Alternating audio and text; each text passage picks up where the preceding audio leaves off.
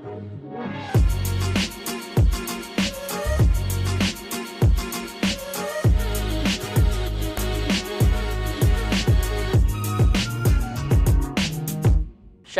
dari Home Fluid saya ingin menyapa Bapak Ibu Saudara pada kesempatan hari ini. Bapak Ibu Saudara, hari ini kita baru saja selesai dalam ibadah perdana kita, Bapak Ibu Saudara. Ya, saya mengambil istilah dari Bapak Presiden Jokowi, ya, adaptasi kebiasaan yang baru. Bapak Ibu Saudara, kita mulai ibadah kita dan puji Tuhan ada 105 jemaat yang hadir. Kami betul-betul antusias dengan ibadah kita hari ini. Nah, Bapak Ibu Saudara, dalam suara penggembalaan hari ini, kesempatan ini saya ingin berbagi beberapa hal buat Bapak Ibu Saudara, dan ini akan saya ajak kita sama-sama terus membahas di dalam sebuah tema yang berseri. Saya ingin berbicara tentang iman. Menarik Bapak Ibu Saudara, ketika kita bicara iman, saya coba menggali semua apa sih definisi dari iman. Saya akan mulai hari ini mengenai pengertian iman di dalam kehidupan kekristenan, Bapak Ibu Saudara. Kalau kita melihat bersama-sama di dalam Kamus Besar Bahasa Indonesia, iman itu diartikan begini. Kata iman itu punya arti keyakinan, ya, punya arti kepercayaan. Ada tanda kurung di situ dalam hal beragama dibilang. Nah, lantas kalau kita bicara orang yang beriman, artinya orang yang punya keyakinan yang betul-betul kuat, ya, terhadap sesuatu. Tapi bagaimana kehidupan iman di dalam kekristenan? Waktu kita berbicara tentang iman dalam kehidupan kekristenan, tidak hanya terbatas kepada iman percaya saja, Bapak Ibu Saudara. Banyak orang bertanya begini, apakah kamu percaya bahwa Tuhan itu ada? Ya, biasanya kita berkata, oh ya, saya percaya Tuhan itu ada. Nah, iman Kristen itu tidak cukup di situ. Tidak cukup hanya percaya bahwa Tuhan itu ada. Ya, Yakobus 2:19 bilang begini, ya, saya bacakan buat kita semua. Engkau percaya bahwa hanya ada satu Allah saja, ya, itu baik katanya. Tetapi setan-setan pun juga percaya akan hal itu dan mereka gemetar. Jadi Bapak Ibu Saudara, ya, Alkitab bilang begini, enggak cukup cuman percaya di akal, di pikiran, ya. Sebab dibilang begini, setan-setan juga percaya. Nah, ironis begini Bapak Ibu Saudara, yang menarik. Lantas kita coba pikirkan bersama-sama, ya, bahwa selama ini, ya, banyak orang berpikir bahwa dia percaya ketika dia terima Tuhan, dia udah percaya, ya. Dan ternyata Alkitab jelas menulis percaya itu tidak cukup seperti itu, ya. Karena apa dibilang? Setan-setan juga percaya. Lantas apakah setan beriman? Tentunya enggak, karena setan adalah musuh dari Tuhan. Betul? Nah, Bapak Ibu Saudara, yang menjadi ironis begini, ya.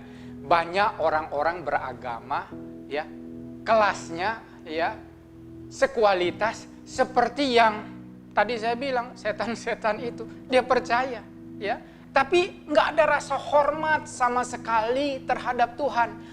Dan yang lebih ironis Bapak Ibu Saudara, ya, kalau setan dibilang dia percaya dan dia gemetar. Nah, banyak orang-orang beragama yang bahkan melakukan ibadahnya tanpa ada rasa takut sama sekali dengan Tuhan, ya. Jadi saya lantas bertanya begini, lantas yang lebih setan siapa sebetulnya, ya. Nah, Bapak Ibu Saudara, hari ini, ya, kita memulai segala yang kita sebut apa sih yang kita percaya sebagai iman kekristenan. Ketika kita berbicara tentang iman di dalam kehidupan kekristenan, selalu Tuhan membawa kita kepada perjalanan atau journey. Iman itu adalah sebuah perjalanan, ya, pengenalan bertahap demi bertahap. Sifatnya progresif, maju ke depan, Bapak Ibu Saudara. Makanya kalau engkau melihat, ya, Yakobus bilang begini Bapak Ibu Saudara, iman tanpa perbuatan pada hakikatnya mati. Jadi dengar baik-baik, nggak cukup di pikiran, tapi masuk di hati. Bagaimana engkau bisa melihat iman itu ada di hatimu? Lewat perbuatan. Ya, nah mari Bapak Ibu Saudara, sama-sama sekarang kita belajar. Ya, nanti dalam kesempatan-kesempatan berikut, dalam seri-seri berikut, saya mau ajak kita sama-sama belajar bagaimana Tuhan mengajak kita berjalan di dalam iman kepada iman, bertumbuh dari iman kepada iman. Salah satu yang saya catat baik-baik, saya renungkan baik-baik, 3 bulan lebih kita ada di rumah bersama-sama, ya. Bukan karena kita mau, ya. Memang karena kita dipaksa, ya. Semua orang dipaksa untuk ada di rumah, ya. Karena apa? Ada wabah yang sedang menghantui semua dunia ini. Wabah corona ini membuat semua orang terpaksa harus diam di rumah, Bapak Ibu Saudara. Nah, dalam kesempatan-kesempatan itu saya merenungkan, iya ya, Tuhan sedang mengizinkan kita untuk membawa kita berjalan di dalam iman.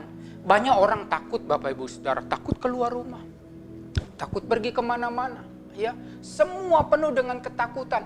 Bukan malah cari Tuhan, tanya Tuhan, Tuhan, apa yang saya bisa belajar? Ya, saya mendorong kita semua Bapak Ibu Saudara untuk kita belajar sesuatu di dalam semuanya ini. Ya, belajar sesuatu di dalam semuanya ini. Ya, tadi pesan Tuhan bagus sekali di dalam ibadah perdana kita. Ya, Tuhan punya maksud di dalam semua proses. Perjalanan iman kita Bapak Ibu Saudara, ya, akan nampak di dalam kehidupan kita ketika kita merelakan diri kita mau ikut bersama-sama Tuhan berjalan dalam iman kepada iman.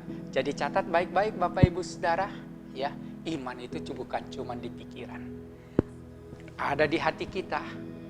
Dan bagaimana kita menunjukkan iman itu ada di hati kita? Lewat perbuatan kita. Mari sama-sama Bapak Ibu Saudara, ya, pastikan kita belajar beriman, ya.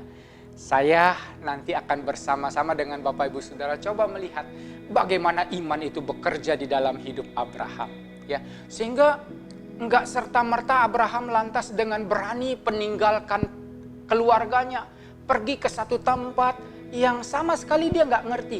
Enggak serta-merta lantas Abraham ambil anaknya dan menyembelih anaknya, ya, enggak serta-merta. Karena ada perjalanan-perjalanan iman yang Tuhan bawa sehingga dia kenal betul-betul siapa Tuhannya, ya. Itu adalah iman kehidupan buat orang-orang percaya. Tuhan memberkati engkau Bapak Ibu Saudara, ya. Kita terus sama-sama belajar bertumbuh lewat iman kepada iman. Tuhan memberkati.